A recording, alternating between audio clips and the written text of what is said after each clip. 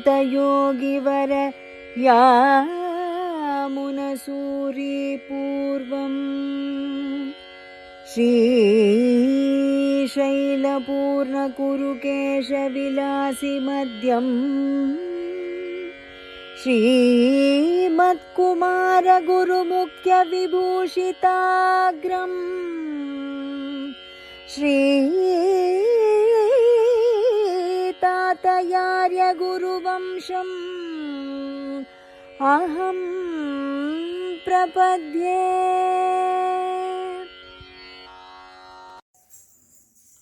ஸ்ரீமதே ராமானுஜாய நமஹ. ஸ்ரீமதே நிகமாந்த மகாதேசிகாய நமஹ. மகத்வம்சம் இந்த தொடரிலே இன்றைக்கி நாம் பார்க்க இருக்கும் விஷயம் ஸ்ரோத்ரியம் என்பது. ஸ்ரோத்ரியன் அப்படி என்றால் வேதாத்தியனம் செய்தவன் என்று அர்த்தம். பொதுவாக பிராமணர்கள் வேதத்தினுடைய ஒரு பாகத்தையாவது அத்தியனம் செய்திருக்கணும். புருஷ சூக்தம் உபனிஷத்தாவது தெரிஞ்சிருக்கணும். அது தெரிஞ்சுக்காமல் யாரும் இருக்கக்கூடாது. சந்தியாவந்தன மந்திரங்கள் முதலானதெல்லாம் எல்லாருக்குமே தெரிஞ்சிருக்கும். வேதானாம் கிஞ்சித் அதீத்ய, வேதத்தில் ஏதாவது ஒன்று அத்தியனம் பண்ணினா அப்போ தான் அவன் பிராமணன் ஆவான் அப்படின்னு சொல்லியிருக்கு. ஒரு சாக்கை, வேத சாக்கையை பூர்ணமாக அதே படிப்பாக வைத்து கொண்டு வேத படிப்பையே படித்து இருக்கிறவன் அவனுக்கு ஸ்ரோத்ரியன் அப்படின்னு பெயர். ஏகாம் சாக்காம் அதீத்ய ஸ்ரோத்ரியா அப்படின்னு சொல்கிறது. அந்த மாதிரி ஸ்ரோத்ரியர்கள், அதாவது வேத சாக்கையை பூர்ணமாக அத்தியனம் பண்ணி இதையே பிரதான படிப்பாக வைத்து இருந்த பெரியோர்கள் நிறைய பேர் பல கிராமங்களில் இருந்தால் அந்த அக்ரஹாரங்களுக்கெல்லாம் ஸ்ரோத்ரிய அக்ரஹாரம் அப்படின்னு பெயர். நாவல்பாக்கம், பழவேரி, மாதிரி வில்லிவலம், இதெல்லாம் நிறையா ஸ்ரோத்ரியர்கள் நிறையா இருந்த இடம். இதெல்லாம் நாவல்பாக்கம் அப்படிங்கிற கிராமத்தை பார்த்தோன்னா இன்றைக்கும் கூட அதுக்கு ஸ்ரோத்ரிய நாவல்பாக்கம் அப்படின்னு தான் பெயர். நாவல்பாக்கம் அப்படின்னு தான் அதுக்கு போஸ்டல் அட்ரஸ்ஸே. இங்கிலீஷில் எஸ் நாவல்பாக்கம் அப்படின்னு போடுவாள். அது இல்லாமல் போட்டால் அட்ரஸ் மாறி போயிடும். ஸ்ரோத்ரியம் என்கிற ஒரு டைட்டில் போஸ்டலில் வர அளவு என்ன நடந்தது அப்படிங்கிறத இப்போ பார்க்க போகிறோம். சில கிராமங்களையெல்லாம் வைதிகர்களுக்கு தானம் பண்ணுவதாக முன்காலத்தில் ஒரு ஏற்பாடு இருந்தது. அந்த காலத்தில் ராஜாவாக இருந்தவர்கள் வேதம் படித்த பிராமணர்களுக்கு அந்த கிராமத்தில் நிலங்களை எல்லாம் தானம் பண்ணான். இந்த நிலங்களை நீங்கள் வச்சுக்கோங்கோ அப்படின்னு சொல்லிட்டு. அந்த மாதிரி இருக்கும்போது ஆற்காடில் ஒரு நவாப், அதாவது நம்ம மதத்தை சேர்ந்தவர் இல்லை, வேறு மதத்தை சேர்ந்த ஒரு ராஜா ஒருத்தர் இருந்தார்.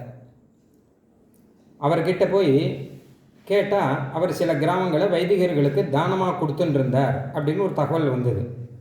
உடனே அதற்காக அவர்கிட்ட போய் அந்தந்த கிராமத்தில் சில இடங்களை எல்லாம் வரி இல்லாமல் தானமாக வாங்கணும் அப்படின்னு பெரியவர்கள்லாம் போனோம். பல ஊர்கள்லேருந்து பெரியவர்கள்லாம் போனோம். மாதிரி நாவல்பாக்கத்துலேருந்து ஒரு பெரியவர் ஒருத்தர் போனார். வெங்கடாரியரோ சீனிவாசாரியரோ ஏதோ திருநாமம் அவருக்கு. அவர் நாவல்பாக்கத்துலேருந்து போய் முன்காலத்தில் அதெல்லாம் நடந்து தானே போகணும். இவர் நடந்தே போய் இந்த மாதிரி நிறையா பேர் இந்த பக்கத்தில் இருக்க கிராமங்கள்லேருந்துலாம் வந்திருந்தார். எல்லாருமே வைதிகர்கள், எல்லாருமே ஸ்ரோத்தியர்கள். எங்கள் கிராமத்துக்கு நீங்கள் கொஞ்சம் இந்த சலுகையை கொடுங்கோ, வரி இல்லாமல் இருக்கும், அதுவும் இல்லாமல் சில பூமியை கொடுங்கோ, நாங்கள் உழுதுண்டு இங்கேயே வேதம் படிச்சுட்டு அந்த நிலத்தை உழுதுண்டு நாங்கள் ஜீவிச்சுட்டு இருக்கோம். அதாவது ராஜாவுடைய எண்ணம் என்னன்னு கேட்டால், வேதம் படித்தவர்கள்லாம் சிரமப்படக்கூடாது, இங்கே அங்கே போய் சிரமப்பட வேண்டாம். அவள் வேதம் படித்தவர்கள் அந்த கிராமத்திலே ஒரு நிலத்தை கொடுத்தா அதை பயிரிட்டு அவர்கள் பிழைத்துக் கொள்வார்கள் அப்படிங்கிற எண்ணம் அவருக்கு. ஒரு நல்ல எண்ணத்தில் பண்ண இவர்கள்லாம் போய் அவர்கிட்ட போய் கேட்கணும். முன்காலத்தில் ராஜாக்கள்லாம் அப்படி பண்ணியிருந்தா. அதுக்கப்புறம் ஆட்சியெல்லாம் மாறித்து. நமக்கு தான் தெரியுமே, பாரத தேசத்தில் எத்தனையோ ஆட்சி மாற்றங்கள். அதில் இந்த ராஜா கிட்ட போய் அதை கேட்டு வாங்கணும் அப்படிங்கிற நிலைமை வந்தது. நிறைய பேர் போயிருந்தா, இவரும் போயிருந்தார். கார்த்தால ராஜாவை பார்க்க போன போது ராஜா வேறு ஏதோ அலுவலில் இருந்தேன். நீங்கள் எல்லோரும் மத்தியானம் வாங்கோ அப்படின்னு விட்டார். மத்தியானம் ஒரு 2 மணிக்கா வாங்கோ அப்படின்னு சொல்லிட்டார். அதோடு இல்லாமல் வந்தவாளுக்கு எல்லாருக்கும் பழம் நிறையா கொடுத்து அனுப்பிச்சுட்டார். இந்த பழத்தை வச்சுக்கோங்கோ அப்படின்னு சொல்லிட்டு. ஏன்னா ஆகாரத்துக்கு எதாவது பண்ண முடியும், அதனால் பழம் சாப்பிடட்டும் அப்படிங்கிறதுக்காக. மத்தியானம் 2 மணிக்கு இவர்கள்லாம் திரும்பி போனான். அப்போ ராஜா காத்திருந்தார். அவருடைய சபையில் இருக்கும்போது இந்த மாதிரி இந்தந்த ஊர் அப்படின்னும்போது அவெல்லாம் ஒருத்தர் பேசின்னு இருந்தா. என்னென்ன ஊருங்கிறத பற்றி கேட்டுருக்கா. அப்போ பேசிட்டு இருந்தா. என்ன பேசின்னு இருக்குங்கோ அப்படின்னு கேட்டால், இல்லை நாவல் பாக்கத்துலேருந்து ஒருத்தர் வந்தார், அவர் மாத்திரம் இன்னும் வரலை, ராஜாவை பார்க்கறதுக்கு இன்னும் வரலை அப்படின்னா. ஏன் வரலை, வேண்டாமா அவருக்கு அப்படின்னா. இல்லை அவர் வரல, அவரை விட்டுட போகிறேன்னு பயமாக இருக்குது எங்களுக்கு. இப்படி ஒரு அச்சாத்துரியமாக நடக்கிறார். ஏன்னா ராஜாட்ட பார்க்கணுன்னா சொன்ன டயத்துக்கு வரணும். பெரிய பதவி இல்லையா ராஜ பதவிங்கிறது, நம்ம ஜனாதிபதி விதை மாதிரி. சொன்ன சமயத்துக்கு வர வேண்டாமா, அவருக்கு அது தெரியல. ராஜா சொன்ன சமயத்துக்கு வராட்டா ராஜாவுக்கு கோபம் கூட வரும்.